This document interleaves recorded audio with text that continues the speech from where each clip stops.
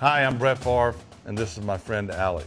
And I want to invite you to the East-West Shrine game at Tropicana Field. This game held Shriners Hospital for Children, helped more than 1.3 million kids. And it has featured some of the greatest college football players of all time, like this guy.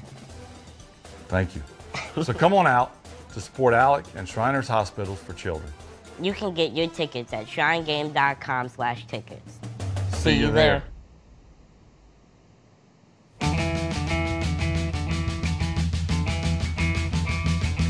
This is the Big Nasty. Yeah, Big Nasty. Hall of Fame Tampa Bay Buccaneer fan, baby. This is Mike Allstott, Tampa Bay Buccaneers, and you're listening to the Cannon Fire Podcast. Cannon Fire Podcast, brother. You ain't listening, and you're missing out. Woo!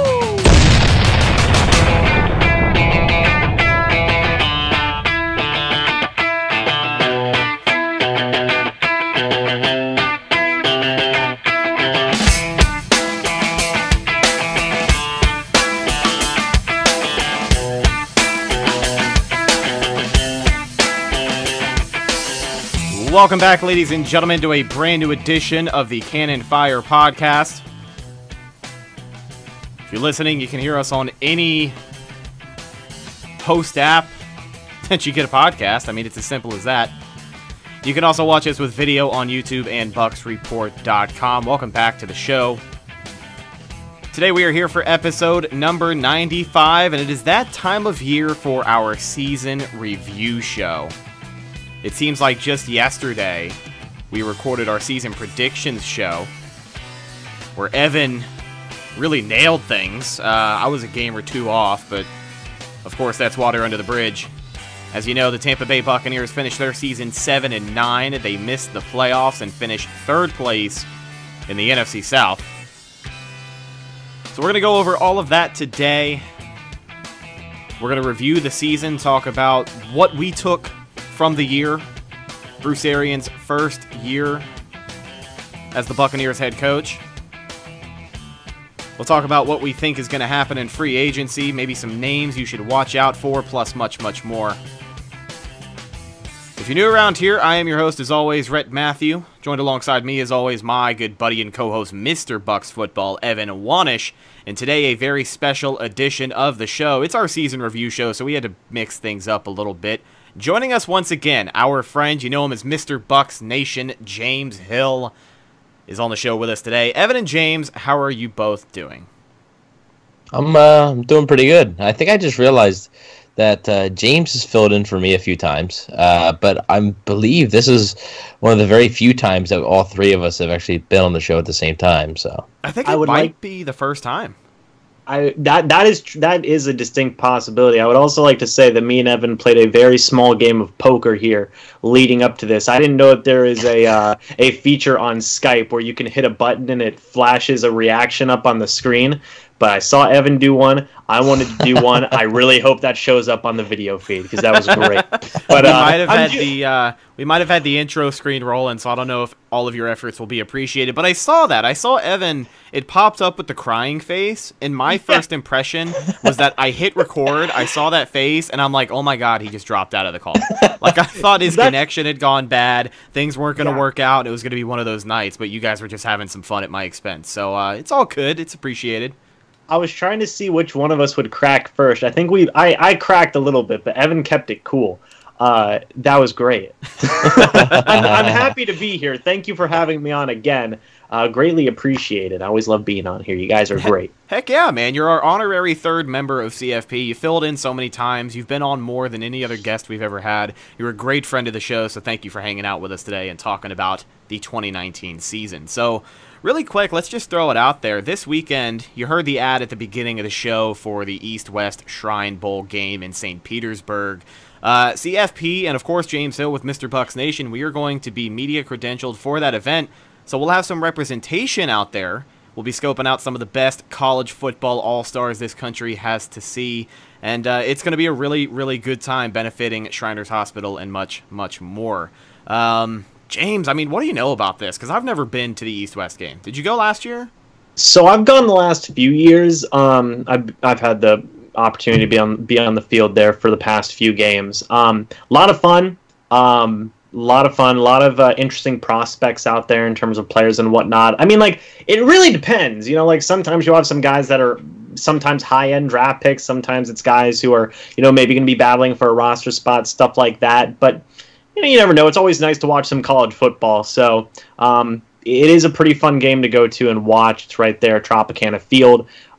Tickets aren't even that expensive if you want to go. I believe it's only like $15 for a ticket. So, yeah, it's awesome. It's a lot of fun to be there. Heck yeah, looking forward to it. So you guys will see some content from us regarding that game coming up later this week.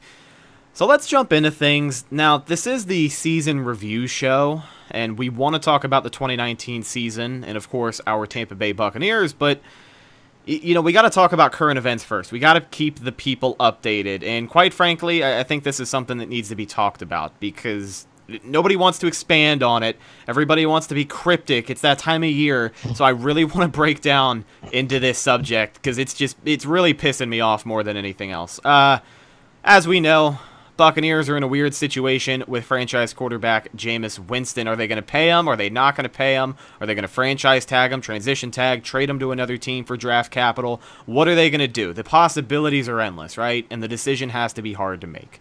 We've stated that before on the show. We're stating it again right now. But rumors about number 3 are heating back up, especially this time of year. J.C. Cornell, a guy who is usually on the ball. Some of the guys over at Bucs Nation, I mean, they're all putting out this narrative these past few days that it looks like Jameis Winston probably won't be back. Quote, highly likely that the Bucs have to prepare for a future without Jameis Winston. One of the stories I read says that it's a market problem, says that there's plenty of teams who are willing to spend north of $30 million on Jameis Winston, and the Bucs just aren't going to do that. But I'm going to throw this out there, and then I'll toss it to you guys for interpretation. I have seen no real evidence or a source to support any of this. I mean, people are being cryptic. They're not offering any type of detail on the subject, and it seems like they're just spitballing. I know it's that time of year. News gets a little bit slow. The Bucs aren't hiring a new head coach this year, so what the hell do you have to talk about for a month and a half? Not a whole lot. You can speculate about the draft and maybe make up some QB rumors, but we've had no words on the Jameis negotiation, right? And for a while, I was under the conclusion that we'd hear about this closer to March. And it's the second week in January, and people are already trying to come to a confirmed decision. So I don't know what's going on. I don't know if it's just rumors, because these are somewhat trusted sources. But I just don't believe it. I can't buy into it right now. I haven't seen enough evidence to really support what people are trying to say. What do you guys think? Evan, what do you think, man? Well, I think the biggest thing you said is you can't buy it right now, and it's probably true. Just because at this point, it's just way too early in the process. You know, the Bucs, the one thing that I will say is that Bruce Arians said, like, you know, they're going to come to a decision pretty much on Winston within the first probably month. Like, that they'll know, but the media and stuff won't know. So it's been about, close to 3 weeks till the season ended, right? I think about three. Yeah. So maybe they have come to a decision, and maybe that is their decision. But right now, to basically put that stuff out there and really try to run a narrative that he won't be back when there's a ton of signs pointing to he will be back. And like you said, there hasn't been really solid proof. J.C. Cornell, who has been connected with the Bucs and Bruce Arians for a little bit now, he's got a few things right, and credit to him. And I think that's why people really like to listen to him. But right now, I just think it's way too early in the process. If we're hearing this in early March, if you're hearing this late February even, then you might be saying, okay, there's some legitimacy here. But right now, I just think it's way too early. Yeah. Yeah, man, what happened? I thought we were all assuming that Jameis was going to come back, That's what I thought everybody thought, It's kind of this like, oh, guys, don't get your hopes up. Jameis is going to come back, in terms of talking to the anti-Jameis people. But, now it's all of a sudden, just a couple days later, the script is flipped. It's weird. I don't understand it. Nobody's talking about who their sources are. They're just, like you said, Rhett, being cryptic and like, ooh, well, you guys better get ready because something's coming. It's like, what? What are you talking about, man? You're not making any sense. So, like, they're not really mentioning their sources. It's weird. I will say, though, JC, he's got some other guys out there. He's got his draft network people. I just saw them, a couple of them at the East-West Shrine game practice today. And Buccaneers scouts are there, so maybe there is some validity to it, although I don't necessarily count on it, especially since, like Evan, you said, it's so early, like we're not going to figure out a positive answer until probably right before free agency, you know what I mean? So yeah, I think they're just jumping the gun. And it's funny, too, because just the other day I'd seen this clip starting to make its rounds again. It was a clip of Bruce Arians right after he first got hired on one of these NFL talk shows, and he basically says, well, if it's a one-year trial for Jameis Winston, it'll be a one-year trial for me, too. People are bringing this back up because, they don't want to sit here and say that Bruce is going to be a liar if they move on from Jameis, but that's exactly what they're trying to say. And it's building that confidence that it looks like things are pointed in the direction of him coming back. And I mean, even with all of the evidence that we have up until this point, aside from the cryptic tweets, things are still pointing in the direction that he's going to be back. I mean, you heard it from DeMar Dotson on the Pewter Nation podcast I had brought up just recently. He's under the impression that the decision has already been made and number 3 will be in Tampa next year. I'm still in the group that thinks it's a pretty good chance that Jameis is going to be back next year until I hear anything otherwise, directly from the team or just a much more trusted source who hasn't been wrong as many times. I'll start to latch onto this rumor. But as of right now, I would just discount it as exactly what it is, and that is rumors, because the offseason, slow time of year, people just want to make some stuff up. So, I don't know. You guys can take that information any way you want to, but that's what we've all got to say about that. So let's jump into the reason we're here today, and that is the 2019 season review. What we're going to do is we'll have a roundtable discussion, talk about some of the highs and lows of the 2019 Buccaneer season. They finished 7-9, third place in the NFC South due to that heartbreaker against Atlanta in Week 17. They were playing for second place and couldn't get it done. We haven't even spent a lot of time on that game, but you know what? I don't blame you. Yeah. I mean, we kind of skipped that episode in an entirety. I don't even think I put out a show that week. I was on vacation, but still. I remember I watched your episode where you guys were just like, yeah, it happened. It's whatever. I mean, let's look at it this way. So we're on the topic of the quarterback. It's a very hot question going into the offseason. I guess let's just throw that out there. I believe Jameis will be in Tampa this year. And the way that I'm looking at things with this entire situation is history has a habit of repeating itself. And we have seen every single quarterback in the Bruce Arians offense throw a ton of interceptions their first season, and then their second season, they cut it back just a little bit. We talked about this year. Jameis threw a record 30 interceptions, his career high. But if he had thrown 5 or 6 lefts, the Bucs would have been in the playoffs. And it's beating a dead horse by sitting here and focusing on the what-ifs. I hate to do that, but I have to imagine he's going to cut the interceptions back next year. This is a team that's already built to accommodate for his mistakes. They can play good football when they're put in a terrible situation. And there's a lot of times that they lost games because it was simply Bucs beating Bucs. But when it comes to Jameis Winston, I think he's here next year. I think the Buccaneers find a way to strike a deal, whether it's long-term franchise tag, whatever the case may be.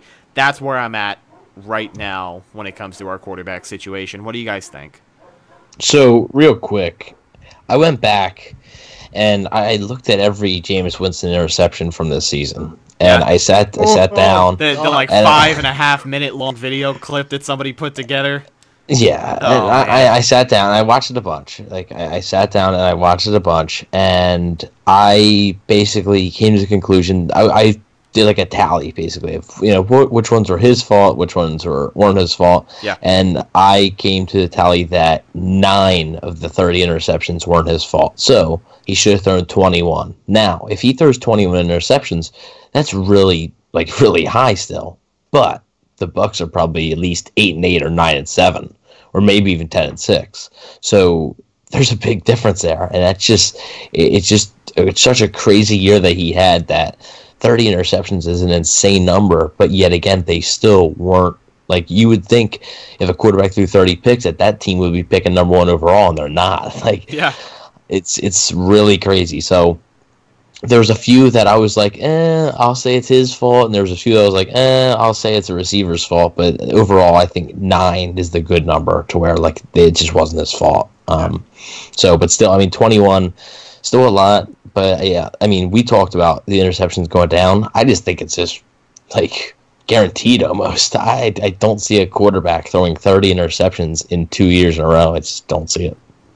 Yeah, I agree with that one. I mean, there's really nowhere to go but improve in terms of lessening the interception numbers. I mean, what is he going to do? Throw 35? Anyway, yeah, I think the interceptions will go down a little bit. There's a lot of factors going into it as well. Like, we saw Jameis Winston's decision making improve week to week. Like, that was apparent for me.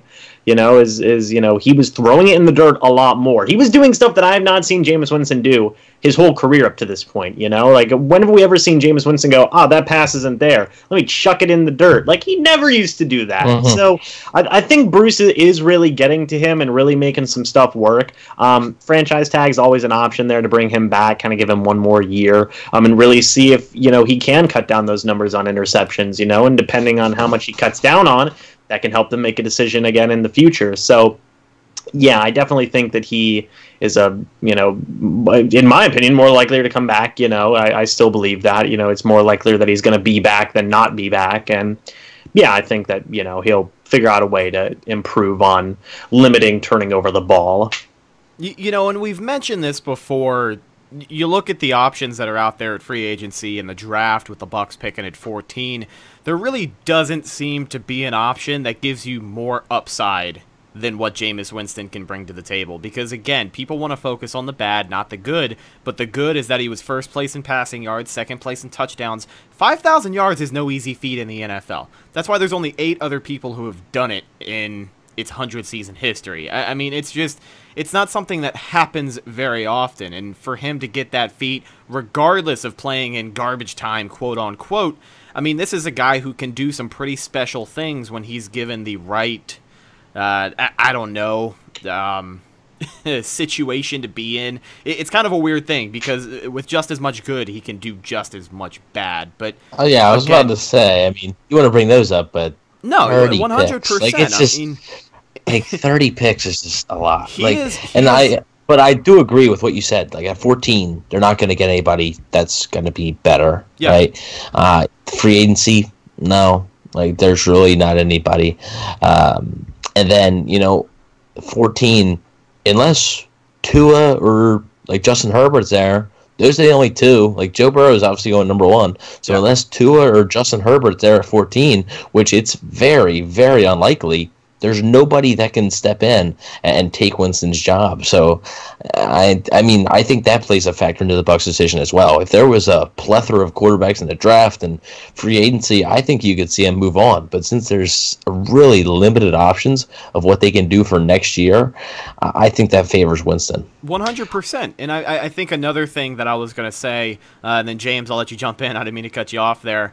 But you're all good. Jameis has an entire offseason to look at film of himself in a Bruce Arians offense.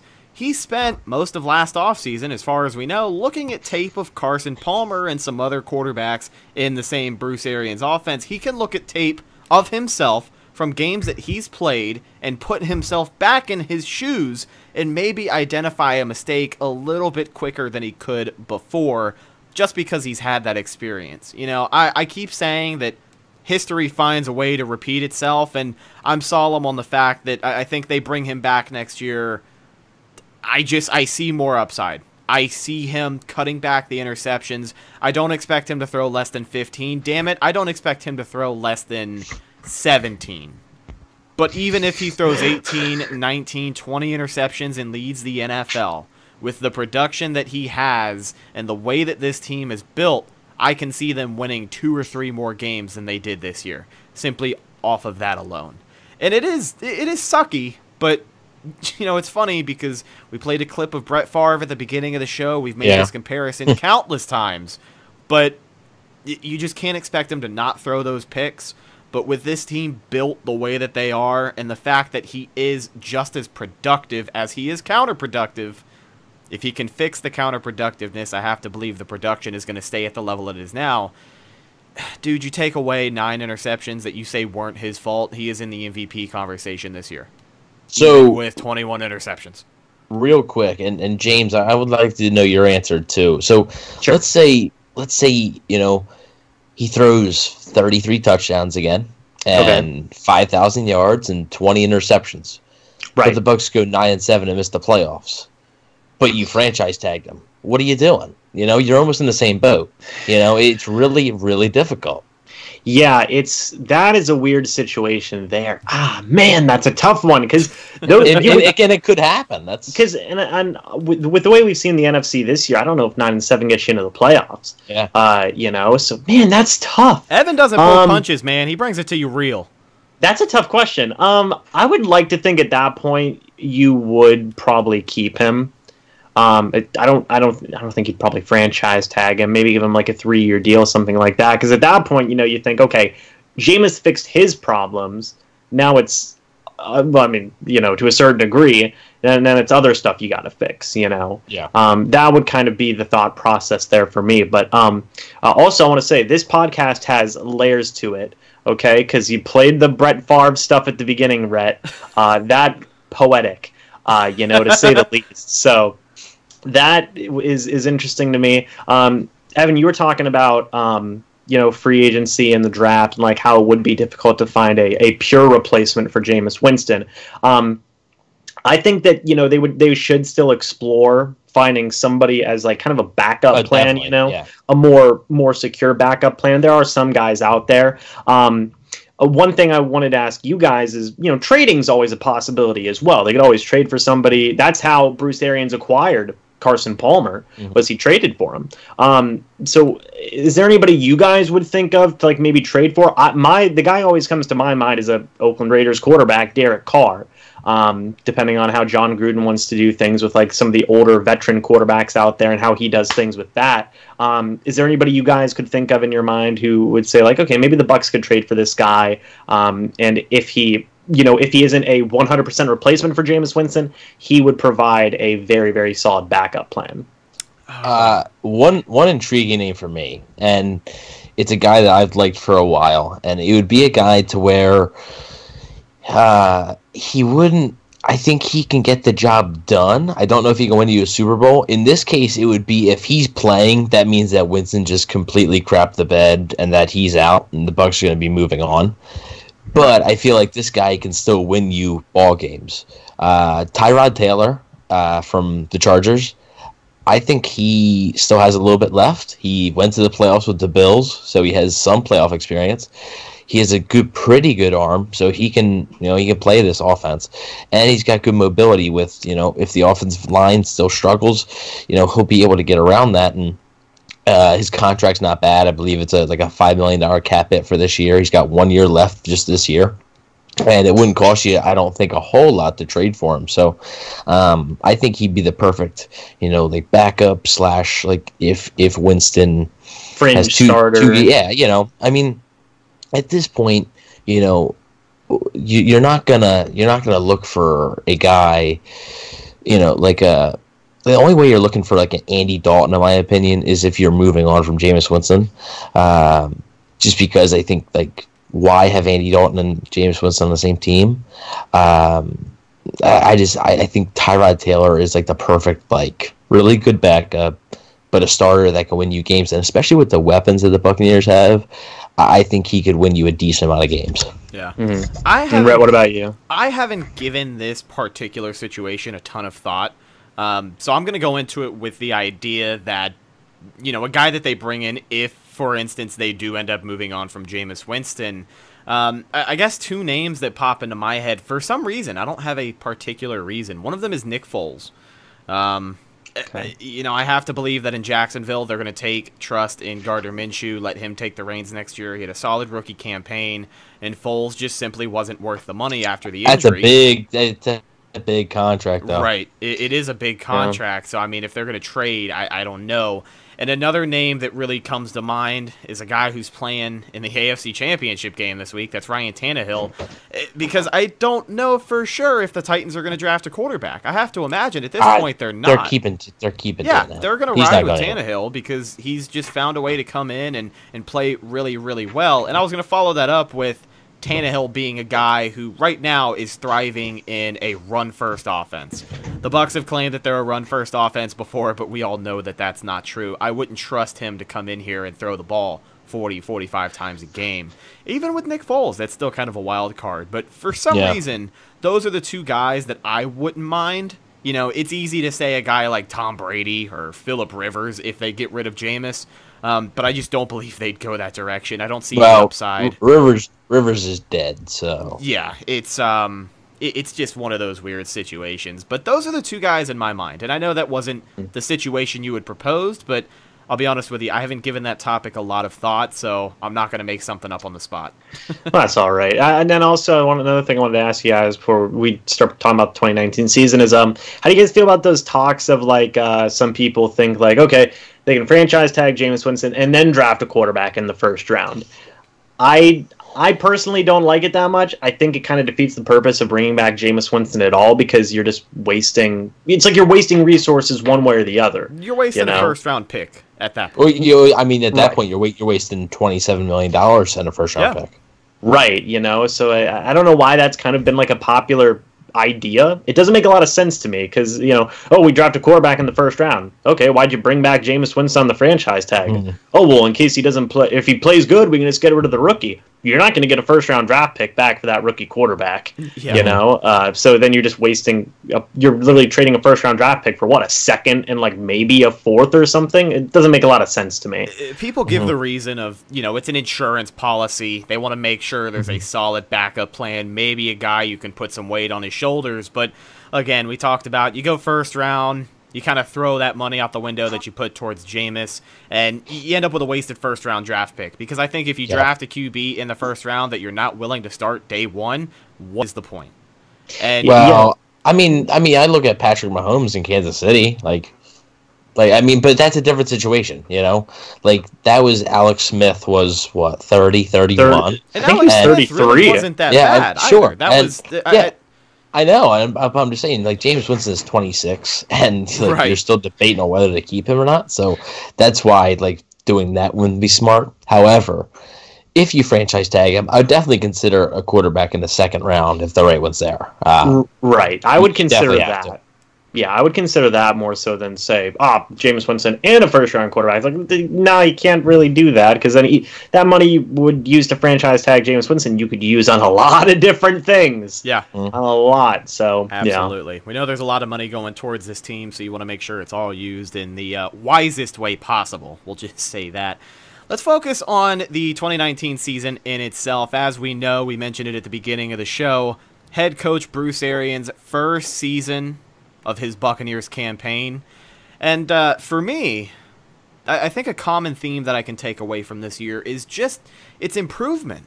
We can sit here and look at 7-9. We can focus on the what-ifs, and we can look at Jameis Winston having the most polarizing season in NFL history at the quarterback position, but we also look at all the pieces around him that improved dramatically. I mean, this defense had more highlights this year than it did all of last year. They brought in Duffner halfway through the season last year when they fired Mike Smith, and he really lit a fire under their ass, but they still weren't a top-tier defense. And they started this season out dead last in passing yards defended. People were throwing all over them. They were dead last in pass coverage. They had the number one run defense pretty much all year. But towards the end of the season, Jamel Dean came in, played like one of the best rookie corners we've seen in Tampa in a very long time. Carlton Davis finished second in the league in passes defended behind Stephon Gilmore, who I still think is going to get Defensive Player of the Year. I mean, these guys showed up the second half of the season, and I think Bruce Arians and his coaching staff finally taught this team how to win. They did go 7-9. they did lose some very winnable games at the beginning of the season. They lost to New York, which is just... we said it after that game. That game was going to bite us. Can we talk about that? No, we can't. Are we going to talk about that? No? We said after the game that missed kick is going to bite us in the ass for the rest of the year. And it ultimately did, because, we focus on the what-ifs. It's just situations like that I think the Buccaneers learned to outgrow.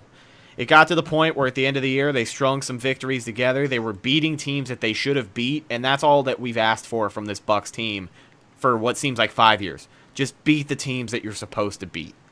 They laid the groundwork. They laid the foundation. And for a first-year coaching staff to come in and make a 2-game improvement off of a season that we had a year ago, well, you know what? We'll do it this way. We'll give them letter grades. How would you grade Bruce Arians' first year in Tampa? I'm going to give him a solid B+. I was thinking the same thing, B+. Yeah, I'll say B+ as well. There was some weird stuff, like there was some stuff where Bruce did, like time management was, management, calling a couple of timeouts in a row, taking a penalty on purpose, and then the next day saying I didn't do it on purpose. It's like, wait, what? There was some weird stuff like that, but overall, like you said, we had 2 years with 5-11. In a row, after that 9-7 season Dirk had in his first year, and just things looked like they were going to go right back down the chute. And Bruce Arians came in and said, he almost willed this team in a couple of games to prevent themselves from beating themselves, and then I think that was huge moving forward. A lot of new younger guys in here, and I think Bruce overall did a pretty good job. And I wouldn't be able to say it at the time, but I ultimately feel better about the direction this team is headed after this 7-9 season than I did after the 9-7 year that we had. Oh, you're lying. I know. I wouldn't have told you that at the time. I really wouldn't have told you that at the time. But I'm telling you now that I feel better about where this team is headed. You do not. You're lying. Okay. They went 9-7, and then they added Deshaun Jackson and Chris Baker and O.J. Howard and Chris Godwin. Yeah, no, you're lying. Okay. Well, you're trying to make yourself feel better about 7-9, which is good. Like 7-9 is solid, but I will say this: given all the crap we've had to deal with, I mean, that 9-7 season was awesome, but like it's so sporadic when we even get close to 500 in a positive way. You know what I mean? Mm-hmm. So for 7-9, like you were saying, it's like people are gonna get mad, but it's like, even like close to 500 is good for us, given the Bucs' just history as a franchise. You know what I mean? But James, do you feel better now or after that 9-7 season? I feel better now. Come on. No, you don't. Rhett, no, you don't. Rhett, I can't see your face right now, but I really hope you have like the biggest smirk on your face. Oh, 110%, my friend. No, you don't. You do not feel better. James, what are you feeling? Well, I'll say I felt better after the 9-7 season. Of course. But and after that offseason, weapons for Winston and everything. Come on. But I do feel very I feel good about a lot of stuff from this season. You know what I mean? It's not like, because there was a lot. We had the sack. You know what? I'll tell you this. There was more of a tone shift this year than there was when Dirk Cutter came in and took that team to 9-7. I'm telling you right now, you can sit here and call me a liar if you would like, but I can tell you to your face, even though you can't see me. I can tell you to your face that I feel better about this team right now and the tone that they set. The Buccaneers have a solid defense. Okay? How do you feel better? You don't know who the starting quarterback's going to be. How do you feel better? It's going to be Jameis Winston. But you don't know. I will say this. I do feel better, about more specific things from this season than stuff from that 9-7 season. 9-7 was like, win streak, woo! But there was a lot of specific things that were good about this 7-9 season, like Shaq Barrett, Chris Godwin, Mike Evans. You know what I mean? There was more stuff that I could pinpoint as to why I feel good about this season rather than the 9-7 season. You want to know why I think a lot of Bucs fans should feel good about this season? Why that? Todd Bowles. I think having him here instead of Mike Smith in his second year. I remember Mike Smith was getting a lot of head coach consideration after that 9-7 season, and Mike Smith decided to stay, and everybody threw a parade. Turns out that wasn't too great. So I think it's a little bit different with Todd Bowles. I think Todd Bowles is just such a valuable piece, and I just think that, if you want, Rhett, we can do a letter grade on him and Leftwich if you'd like. Yeah, let's do it. Why not? So let me ask you a follow-up question, because you brought up Todd Bowles and how this defense feels a little bit different, a little more revamped than it did with Mike Smith, who at the time, we were really excited he was able to hang around. Hindsight is always 20/20, so I'm sure at the time, of course, we were happy about it. But let me ask you, would you say that there is a clear tone shift? Huh? No. Would you say there's something that people can feel a little bit better about than they could about Mike Smith's defense? The defense, I mean, sure. You got the leading NFL sack leader, Shaq Barrett, with 19.5 sacks. Who's a free agent and might leave? You don't know.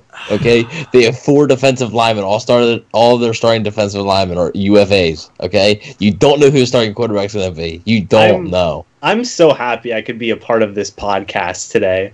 This is one of my favorite things I've done in a long time. I'm glad you're having some fun. I'm glad you're here, buddy. Let me throw this out there, and then, of course, we'll move on. You guys can break down the letter grades.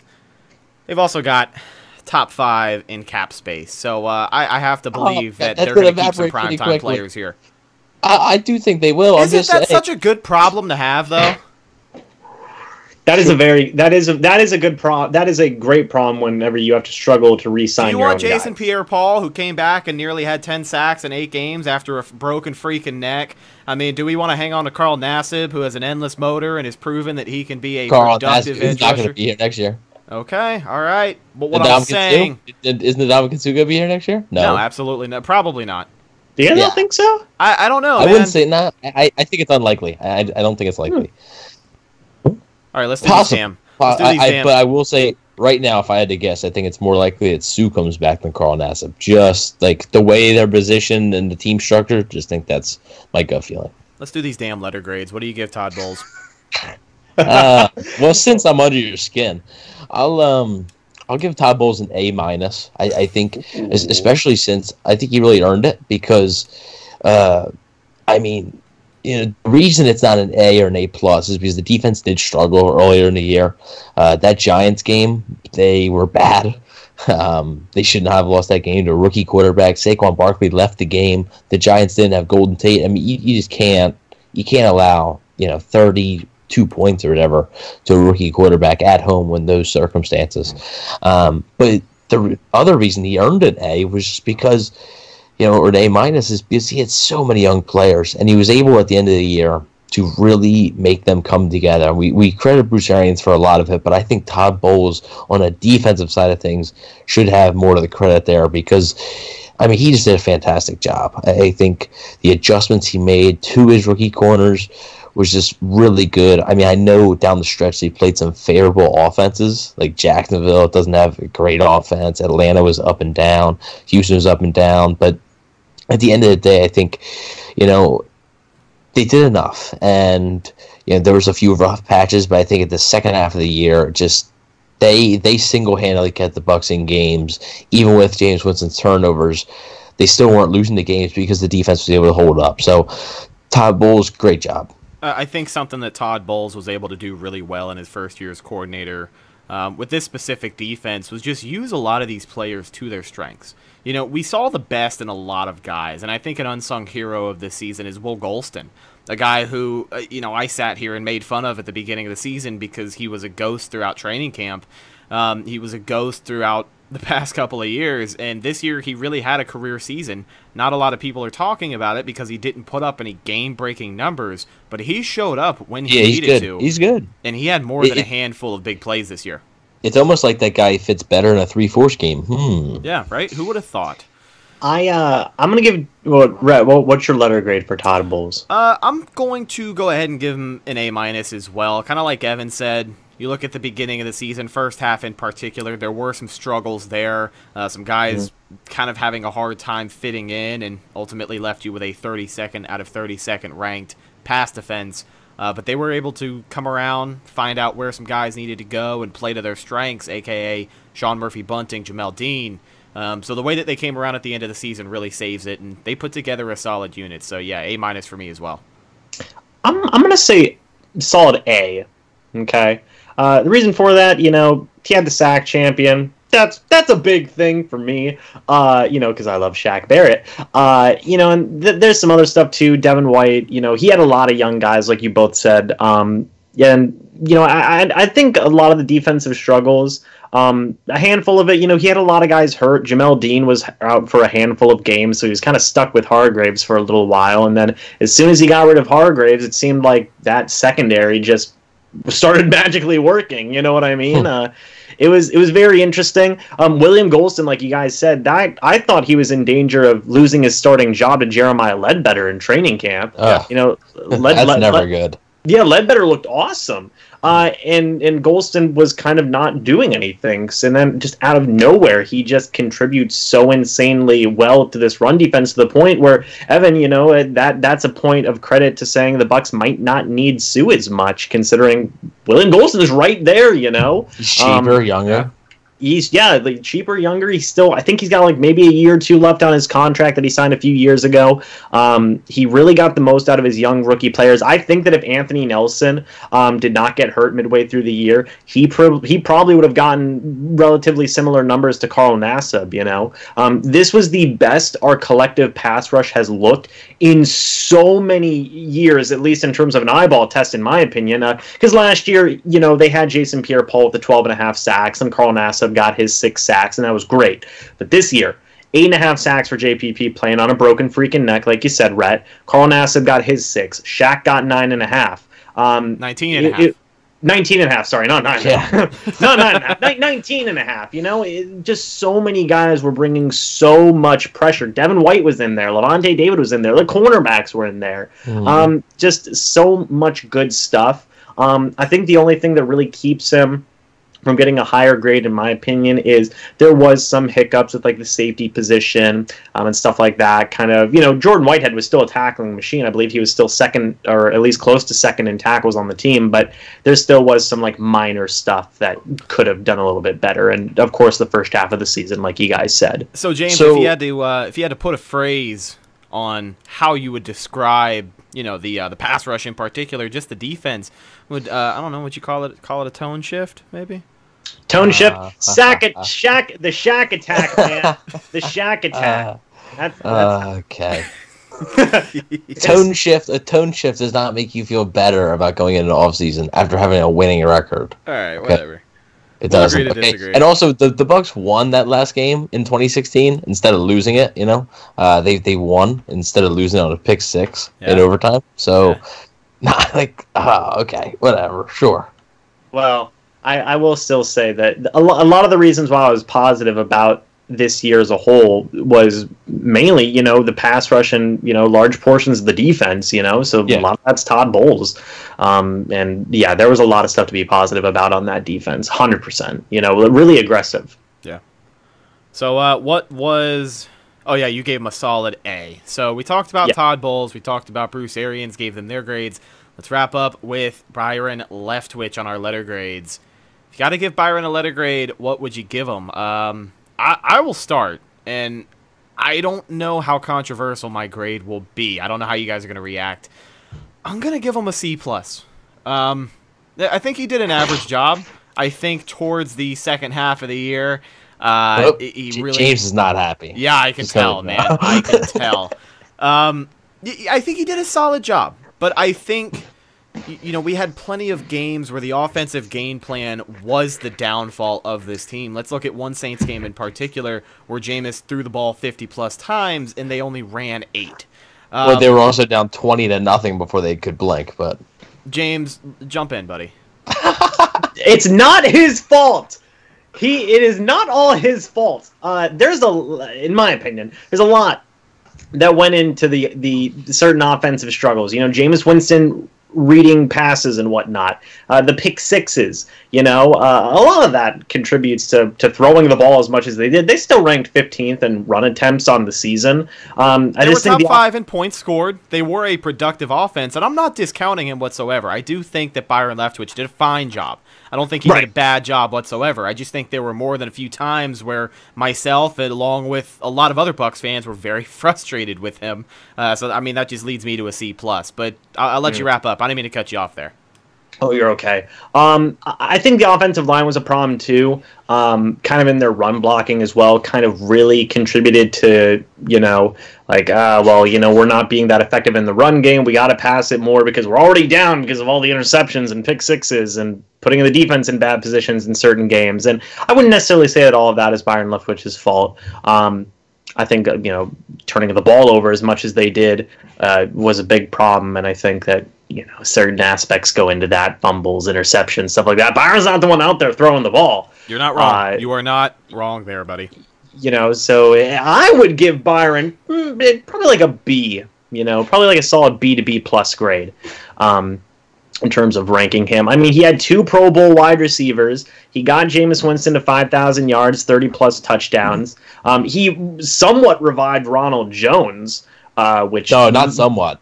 Definitely. Right, exactly. Well, yeah, Ronald Jones had the Ben Simmons rookie year he deserves, right? Exactly. This is the year we should have had with Ronald Jones with Dirk Cutter. Dirk didn't want to play him because Dirk Cutter. But he really got a lot of stuff going. The thing that's really keeping him from probably like a higher grade is like the weird stuff with O.J. Howard and the tight end position and stuff like that. That was a really bad knock on him. But he was still able to get stuff out of guys like Brashad Perriman, which was really, really huge and stuff along those lines. So yeah. B to B plus for me. Alrighty, Evan, what's your grade? Yeah, so I'm gonna give him a B minus, and it was between a B minus or a B plus, and you want to know why? That's a B. Just wait! No. You want to know why it wasn't a B or a B plus? And Rhett might know. I'm not sure. If I see him run right up the middle, I'm 3rd and 1 again, and it just gets nowhere with Peyton Barber, I was going to lose my mind. He's not creative enough in certain spots. Like I said, I thought he did a really good job of some games, I think, individual games, like the Seattle game, I thought was an excellent game plan. I think it was our best offensive game of the year. Yeah. What? Well, I mean, the Rams game. I mean, yeah, I don't know. Like the Rams game, like they put up over 50. I know it was a defensive touchdown there, but but there was a lot of good game plans. There was a lot of good that came out of it, and there was a lot against Byron Leftwich. Like you said, James, he's not out there making the decisions that Jameis Winston is, and throwing interceptions. And the offensive line, he can't block for him. The offensive line struggled at times this year, and sometimes the defense, didn't hold up their end of the bargain when they needed to stop, didn't get it. That put the offense in a tough spot. So I do think that the Byron Leftwich, a B minus, I think is fair, but I do think that he is becoming sort of a rising coach in the league, and I do believe that he'll just get better and better this year, next year I should say, year 2. I mean, this is really his first year calling Arians' scheme too, really. You got to think about it. This was his first year as a play caller. So that's why I give him some slack. It's just, man, you got to come up, especially in near the goal line too, the Bucs' own end zone, when you're about to be hit for a safety. Just come up with some more creative plays there. I see a lot of different NFL teams do a lot of different things there, and they do a lot of different things on 3rd and 1. I just didn't see that a lot in Tampa. So I think Byron deserves a B minus. I know James is upset, but I'm livid. But I'm absolutely livid. Well, I mean, okay. So what is, if you had to choose one thing, what is the main reason you would say a B or B plus? If you had to choose one thing, I would say. As a way of saying why Byron Leftwich did a good job. Yeah, what is the biggest thing you would say? Why are you dying on this hill? I'm gonna die on this hill because of just the overall just pure production we saw in terms of yardage and points scored with Jameis Winston and both those guys, Mike Evans, Chris Godwin, making the Pro Bowl. Who were already good, right? They both were those guys were already good. And Brashad Perriman, who a lot of people had written off, he came in and, Byron, okay, this is your new number 1 wide receiver. Here you go, and Byron said, okay. And he Sean Perriman tied a franchise record for most consecutive 100-yard games to end out the year. That's a pretty big deal, too. But I would also like to say that the O.J. Howard tight end mismanagement, that hurt him a lot, too. And him reviving Ronald Jones like he did really helped out, I think, too, in terms of bumping up his score, in my opinion. I like it. I mean, it's fair. It is fair. I'll give you that. Like, don't know if I'm, livid is the word. But no, I'm not. I understand why you would be. I do understand. I'm not mad enough to be livid. Just a little sad. Evan, you better watch your back at training camp this year because of what you said about Leftwich. James is going to be coming for your number. On this show, both of you guys have a problem. So, come on. I'm gonna go tell Leftwich on you. Well, have Byron call me, and me and him can have a conversation. Maybe he can hook up. Maybe he can hook us up with some media credentials. Who knows? Or a headset to call plays. There you go. Hey, Evan, can I get you anything? Yeah, man. Let me just do your job for you, because you're probably B-. Yeah, me. you're solid. You got a B- from me this year, Leftwich. So I don't know. I'm stepping in, making some changes around here. Evan, just real quick, if it makes you feel any better, my girlfriend Gabby also hates that they run it up the middle all the time with Peyton Barr. It's brutal.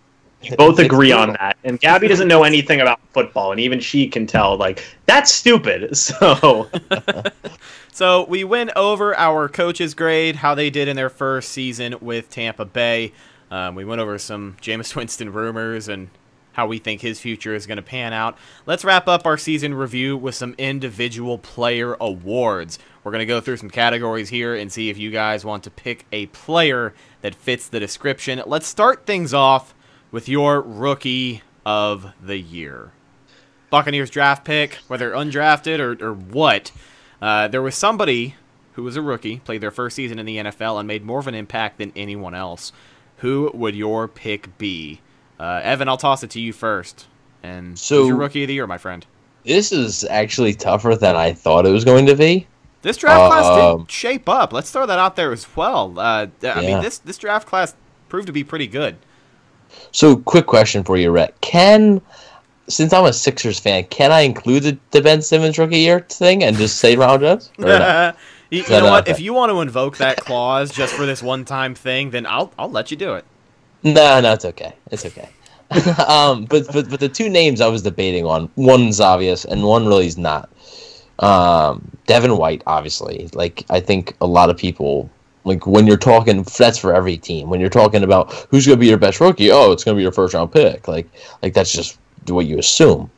And Sean Murphy Bunting. And if you would have asked me that around week 8, week 9, I would have been like, no. And I probably would have been like, Matt Gay's been their best rookie. But ever since after week 11, Murphy Bunting just caught fire, and so did Devin White. And it's a really, really tough decision. But I'm going to go with Devin White still. Yeah. Just because of the pure explosiveness. Like I said, Rhett knows I wasn't the biggest fan of the selection. I thought he was going to be a really good player. I just didn't really see the 100% need at 5. But I still think he's going to be a superstar. I'm still going to question the selection, but I still think that guy is just going to be a star, just because he seems to really have a knack for finding the ball when it's on the ground. So we're like Derek Brooks, and I mean, he just creates so many splash plays and is just such a difference maker. It's hard not to notice him. And that's why he gets the nod over Murphy Bunting, who just had a phenomenal rookie season, by the way. Yeah, both of those guys really, really good rookie seasons. And I think with Devin White, I know I've brought it up on the show before. One of the things that I take into consideration, he's going to the Levante David linebacker school. I mean, he is learning how, just like you said, he is learning how to get a nose for the football, get in there and make a splash play when he needs to. And, you look at a highlight of his year, that 4-game win streak, he went nuts. He really hit his prime that time of the season. And Devin White is also my pick for Rookie of the Year. Sean Murphy Bunting was great. Jamel Dean had a great second half of the season. He really came around and showed his strengths as a big physical corner. And, I mean, Matt Gay would have been my guy if he didn't screw us over a game or two. But, I'm going to go with Devin White.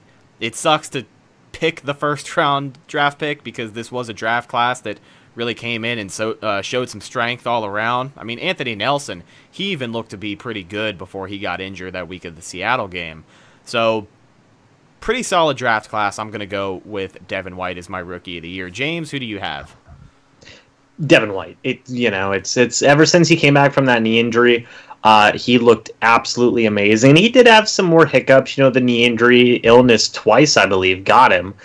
He needs to start taking some of that emergency. Right. But I'll tell you what, man. He played so good. I mean, the guy's so fast. He literally chased down Chris Carson and just murdered the ball out of his arms. That play was insane. I remember that. I still think about that I just remembered that play. Yeah, that was insane. He's running as fast as a running back and just goes, I got you, dude, and then just forces the fumble. Multiple times this year he was forcing fumbles, recovering fumbles, just being around the ball, like Evan said. He had 2 fumble recoveries for touchdowns. Yeah. Yeah, he put points on the board. He has a new franchise record for longest fumble recovered in team history, I believe, right? 91 yards in Week 17 versus Atlanta. He broke that record. So you can't, it was an overall very good rookie season. It's not a season that will win him Rookie of the Year, unfortunately, Defensive Rookie of the Year, because he was out for a couple of games, but great look moving forward. Absolutely. So there is your Rookie of the Year voted on by us here at CFP. We've got a few more awards to go over, and then we'll wrap up and get out of here. And, of course, you guys can drop in the comments section below if you're watching on YouTube or even leaving us a review, whatever you want to do. Send us an email. Let us know your candidates for all of these awards, who your pick is for Rookie of the Year, Offensive Player of the Year, Defensive Player of the Year, and, of course, Team MVP. So let's get into our next category, and that is Offensive Player of the Year. Who was your MVP on the offensive side of the ball this season? This one's hard because, we talk about the playmakers that are there. You had 2,000-yard receivers, Mike Evans and Chris Godwin. Those guys are all-stars. You had Ronald Jones, who really showed up, came around, got into his own rhythm. Even look at Ryan Jensen. Ryan Jensen probably had his best year in the NFL because we knew he was a good player. He plays to the whistle, but he really cleaned it up this year, and the strength of that offensive line started with the interior, so he's a guy that could be up for consideration. But I'll give my pick, and it's big number 12, Chris Godwin. You kind of look at Mike Evans and Chris Godwin. Mike Evans, we knew he was going to be good.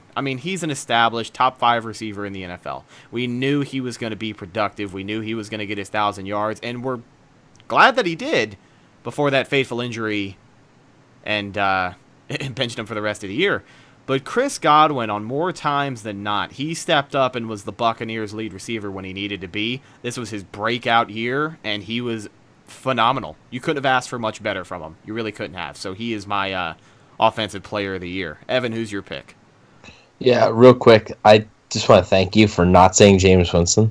That would open up a whole can of worms. Dude. Listen, Evan is always trying to find time to discourage me. I'm the eternal optimist. That's me, baby. Okay, I'm gonna feel good when my quarterback plays good. I like to ride on it, but my quarterback was not Offensive Player of the Year this season, and I know that for a fact. That's why I didn't pick him. But damn, man, you really thought I was gonna pick Jameis, didn't you?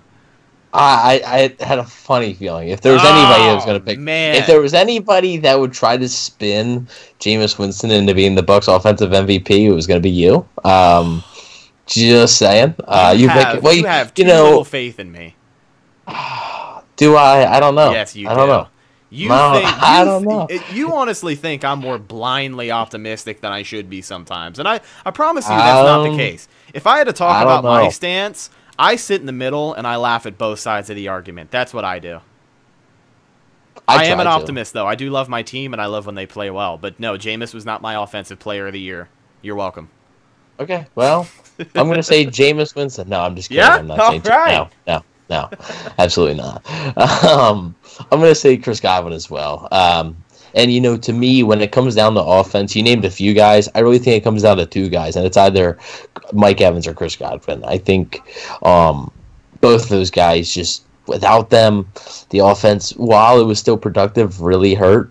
And you saw, those final 2 games without both of them. Without one of them, it's still productive. But without both of them, you saw what that offense looks like.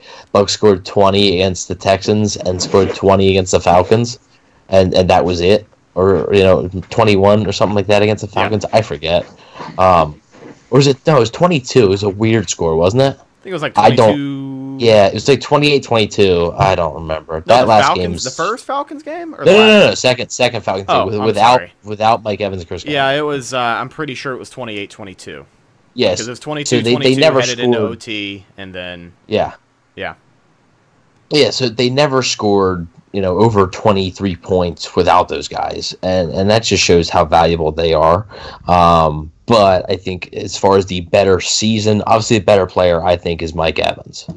But the better season, I think, is Chris Godwin. And I think, he really just transformed, this offense into what it could be. And mixed that with Ronald Jones being productive, and the offensive line getting some bounce back from Ryan Jensen. Still solid play from Ali Marpet. And just the offensive design, the long plays and stuff, that's what made the offense good. And I think, if you take away Chris Godwin, it just makes a huge difference. So Chris Godwin is my pick. James, what you got, man? When you throw for over 5,000 yards and over 30 touchdowns, you're not doing this. I'm gonna say Jameis Winston. Do it, James. No, you did. You're joking. You said 9 of those You're interceptions were not Jameis Winston's fault. I heard you at the top of the show. Who's throwing the ball to Chris Godwin and Mike Evans? It's Jameis Winston. That's who it is. You can't. Come on now. He's the 8th quarterback. James. He's the 8th quarterback in NFL history to throw for 5,000 passing yards. He's breaking his own passing records. He made his own club. So, I really think that, you guys are saying Chris Godwin. I'm saying who threw him the ball. So ultimately, I'm going to go with Jameis Winston. There you go, Evan. There you go. No. I'm just kidding. I'm just kidding. Chris Godwin. Yeah, that's it. Yeah, that's it. Right there. If I can give you a high five right now, I'm going to give you like an on-air high five. There you go. I honestly, I kind of thought you were serious for a minute. Like, I bought it. I was ready for this to happen. I was ready for you and Evan to spend 30 minutes just going back and forth over who the winner of this debate would be. I'm glad we all came to the conclusion that Chris Godwin is our offensive player of the year. There's a nice swerve, though. That was a good swerve. Dude, you had me. You really did. I appreciate that. I mean, those were, positive things. James won the season, but 30 interceptions. I mean... Can't be the MVP. When maybe the defensive MVP, because he's man. Really have... Right, Rhett? Am I right? Can he be up for that? Speaking of defensive MVP, that is our next award on the list. We're going to talk about who really stood out as our defensive player of the year. I wonder who James is picking for this one. Yeah, I wonder. Who's the defensive MVP. So listen, I'm going to take my pick, and you might scratch your head and wonder why, but then you might come to the conclusion that we have one more award, and that is team overall MVP. So I'm sure people know the direction that this is going to go. My defensive player of the year is number 54, Levante David. I got to give the boy some credit. Okay, yeah, get up and walk away, James. Go ahead, go somewhere while I sit here and defend the best linebacker in the NFL. A guy who got not enough credit. He's out. He left. I'm pretty sure I just heard the door shut behind him. Levante David is a guy who did not get enough credit this season, and I have to give him the award for the defensive player of the year because he did a very, very good job quietly having one of his better seasons he's ever had. He was a crucial part of this defense. I mean, he was sticking his nose into plays. He had countless turnovers.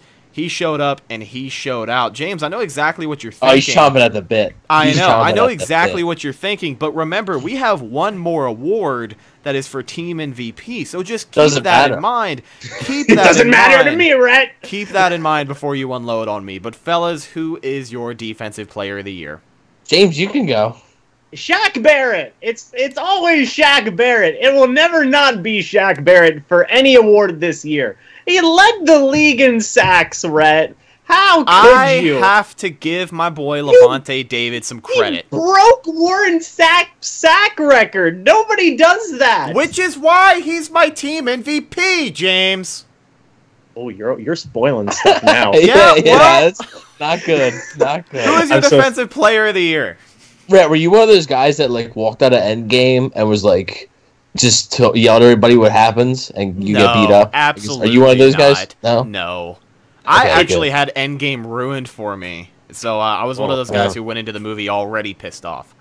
Now you want revenge. So you're gonna. I'm just kidding, Rhett.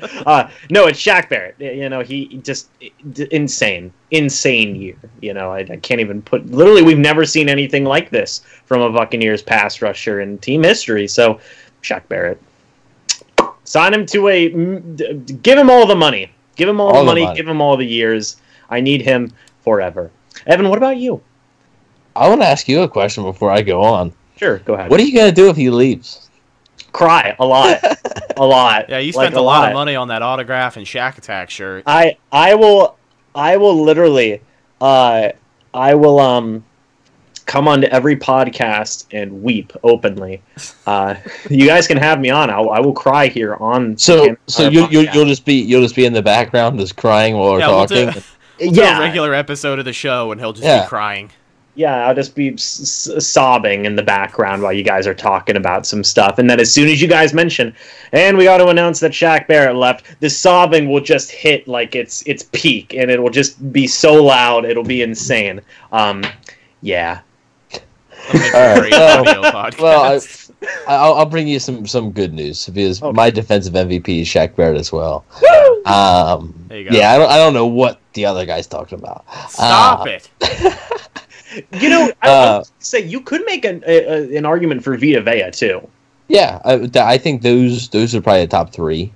Yeah, probably the top. I mean, Jason Pierre-Paul, he just didn't play enough games, and it's unfortunate. And that's probably part of the reason he'd be up for MVP is because he missed those games.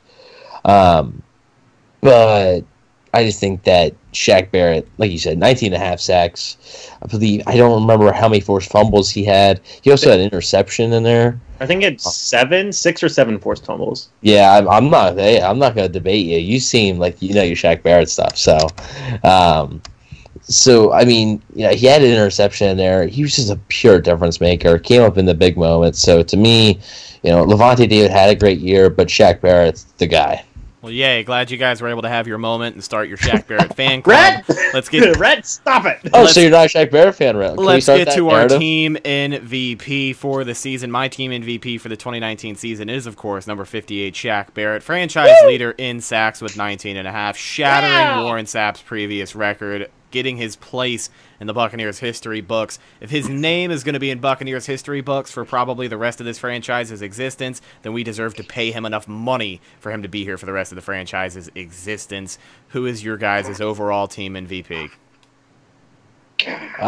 James, if you want to go, you can. Shaq Barrett! Shaq Barrett! 2 for 2! Get him in! Get in the bin, Shaq! I love it! I love it so much! Give him all the money. Give him all the awards. He should. Why wasn't he on the first team All-Pro? Oh yeah, dude, don't even get me started. If anyone listened to last week's show, we opened it up and we spent a good 10 minutes screaming about why guys were not being recognized. And one of the guys that I wanted recognized the most was, of course, number 54, Levante David, my defensive player of the year. That nobody else seems to think it's worth a damn. But yeah. I will say, I did see your guys' last show, and you guys were fired up about the All-Pros. Shaq should have gotten first team easily. I mean, he led the league in sacks. It boils down to this. If we're going to have a popularity contest, save it for the Pro Bowl. Because at the end of the day, Pro Bowls are nice looking, but they don't really matter when it comes to getting a gold jacket. But first team All-Pros, those accolades matter much, much more. And to snub a guy who had a record-breaking season, led the NFL in sacks. I mean, to snub the NFL sack leader for the first time since 2010 because he plays for the Tampa Bay Buccaneers, it's just a clear bias against Tampa Bay from the national media. And until we start winning some football games, it's not going to change. But you guys already know the story. You've heard it a million times. I don't want to spend that much more time on it because I'm just going to get all pissed off again. You can't even make the argument of like, oh, well, TJ Watt had more forced fumbles. No, Shaq had just as many pretty much as TJ Watt. They put Evan, you said this. They put TJ Watt on there twice. Mm-hmm. You know, two different positions. I totally think they planned that. They're like, we can't have him be second team linebacker and pass rusher. it's fine. We'll just swap Shaq and TJ Watt for edge rusher, put TJ Watt at first team. Is it stupid? Stupid? It's stupid. Rhett, I love your pick. All team MVP Shaq Barrett. Love it. I'm glad you approved. Evan, who is your team MVP? Chris Godwin. Yeah? Yeah. I feel like you're pulling my leg. I'm not. I'm not pulling your leg. People aren't going to take this damn show seriously once they hear it. They're going to say, "Who are these jokers?" I'm not pulling your leg. One, I'm a Penn State fan. That helps. That's big. Two, Chris Godwin to me just transformed into one of the best receivers. I think he was already good. I think this year he just turned great. Like I said, I don't want to take away anything from Shaq Barrett. He had a fantastic season, and you guys, it was tough. It was a really tough pick for me. But I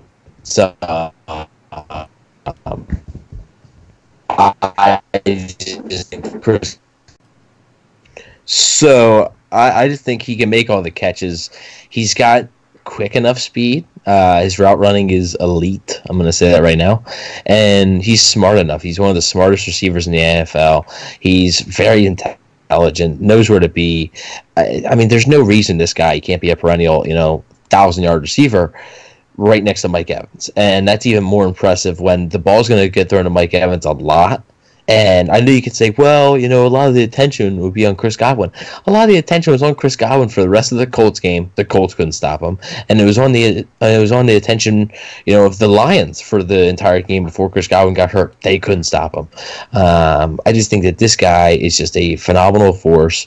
And like I said, props to Shaq Barrett. Had a great season. Chris Godwin just edges it out for me, and especially since you guys picked Shaq Barrett. Wanted to give a little bit of a different perspective, I guess.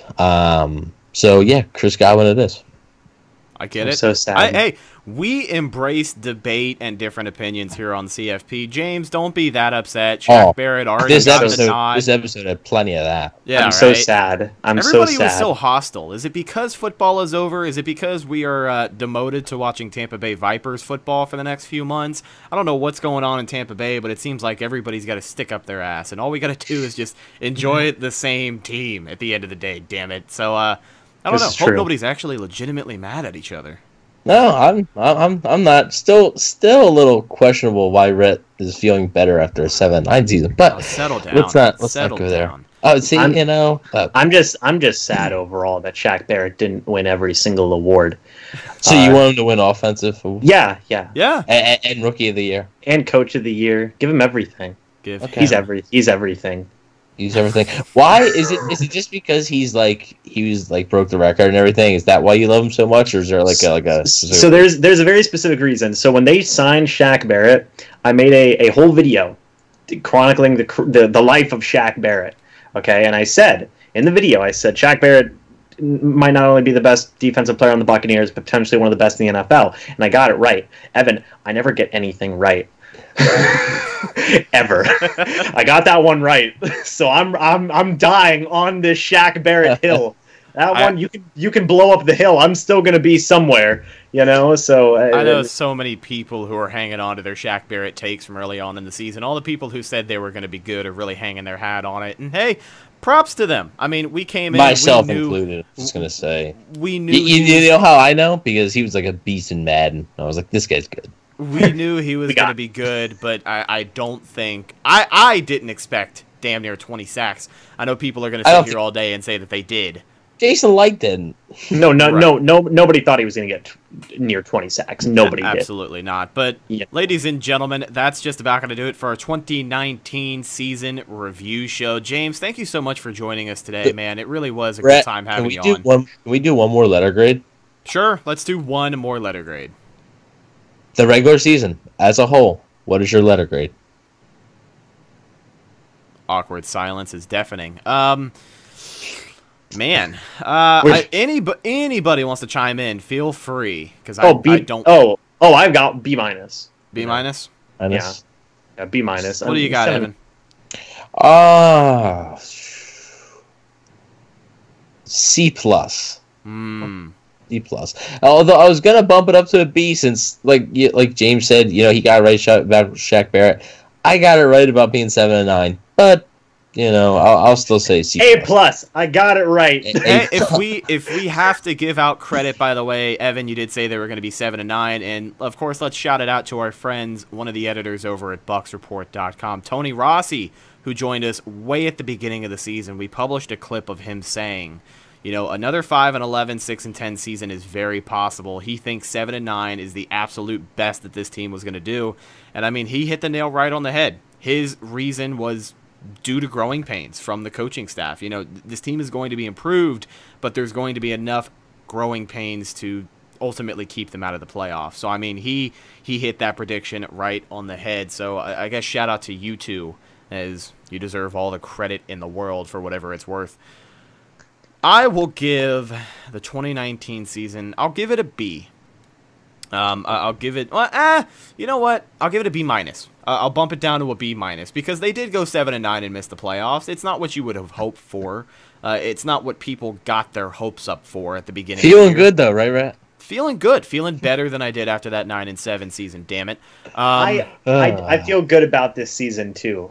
Yeah, in a way, because Shaq Barrett. So it's Shaq Barrett. I think the Buccaneers have a lot better pieces now to build off of than they did after they went 9 and 7. I do. I'm not going to sit here and defend myself for 2 more hours because I feel like special edition podcast. Yeah, right. I feel better after a special edition season, but the 3-hour show.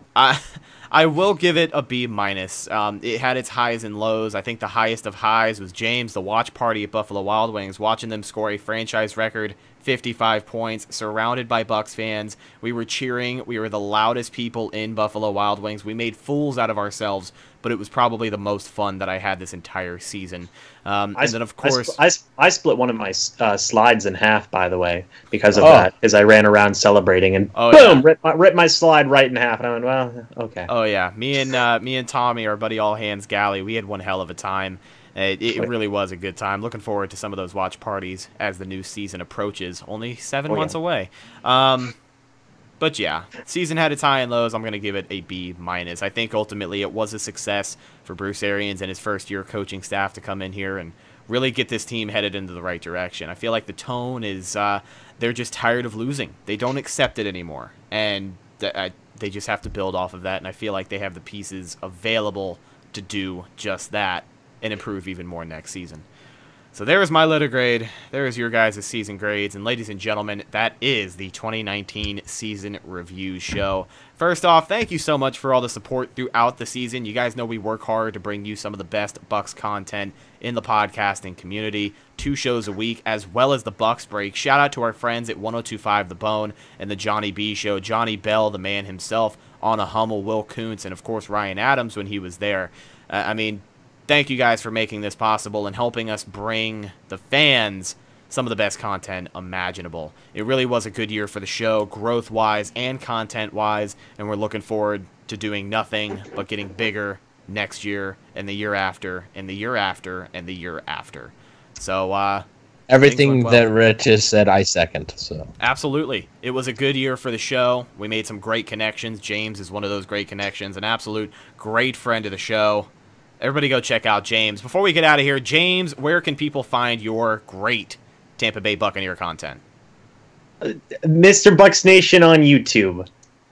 And that's it? Could you imagine if... well, okay, I'm on Twitter, Mr. Bucs Nation on Twitter, Mr. Bucs Nation on Instagram as well. Could you imagine if you had somebody on the show and there's, where can we find you? YouTube. All right, bye, guys. That'd be crazy. But Mr. Bucs Nation on YouTube, Mr. Bucs Nation on Twitter, Mr. Bucs Nation on Instagram. We're all going to be super busy this offseason, have a lot of stuff going on, all of us, just going and making content, talking about... It's going to be a wild offseason, there's going to be a lot of stuff. The Jameis Winston stuff alone is going to split the fan base in half, Yeah. That alone we could talk about till the end of time. But that's going to be a lot of fun. Have a lot of fun content coming out on YouTube as well, coming up here soon. And I hope to be back on this show because I love you guys and I love your podcast. It is one of my favorite podcasts, if not my favorite podcast in the entire world. So Very good. buddy. Thank you. We appreciate that. you just as much. Thank you for filling in a few times this year, and of course being one of the best friends we have here in the Bucs community. Ladies and gentlemen, you can follow the show on social media, Instagram, Facebook, and Twitter. All of those are Cannon Fire Podcast, your number one source for all updates regarding the show and some more Bucs news. You can follow myself on Instagram and Twitter at Redicus. You can also follow my co-host, Mr. Bucs Football, Evan Wanish, on Instagram and Twitter at BucsWave, and on Twitter at EvanNFL if you want to hear him rant about hockey, basketball, and much, much more. Shout out to our sponsors at Pinecrest Printing and Signs. They've been hooking it up for us all year and a very successful first season in our partnership with them. They are solely responsible for the beautiful t-shirts that you can see right now if you're watching us with video. The black and red design, they are still for sale. We have plenty left in stock, so make sure you send us an email, hit us up on the social media websites to get your CFP merch. We might have some fun things happening with the stickers coming up. Don't have solid details for you, but it rhymes with tree, so just keep that in mind. Of course, our friends at Pinecrest Printing and Signs, solely responsible for everything you see there. If your image for your business is coming together, what's so funny? What rhymes with tree? I don't understand. You don't get it? No. Oh. Tell me later. I don't understand. Finish the promo. I don't know what's happening. James. I'm sorry. I tried to hold it in, but I couldn't. No, I was so focused on giving this read, and then I just hear your laugh slowly creep in. So James, I'm gonna fill you in on something, and don't tell anyone that you heard it here. But we're probably gonna start giving them away for free. Free! Yes, possibly. I don't know. I'm so stupid. I have to figure out how much of a cheapskate I am. Shout out to our friends at Pinecrest Printing and Signs for the awesome stickers that we're going to be giving away for free here over the off-season. These guys do it all. They've been helping out the Tampa Bay business community since 2001 with anything that you need design-wise. I mean, these guys do business cards. They do apparel, like you had just seen on your screen there. They do banners. They do stickers. They do design. They do car wraps. If you really want to go and make it grand, Pinecrest Printing and Signs is the place to be. RJ and his staff are always standing by, ready to help you get the best of your business's image. They're going to help you get that done. You can give them a call at 813-684-5444 or check out the website at pinecrestprinting.com. It is officially the off season. It's been a great year, even though the Buccaneers did not play as long as we would have hoped. I still feel good about the year, better than everyone else apparently. So, as always, I am Rhett Matthew, signing off for Evan Wanish and James Hill, and we'll catch you guys next time. Go Bucs, and we'll see you later.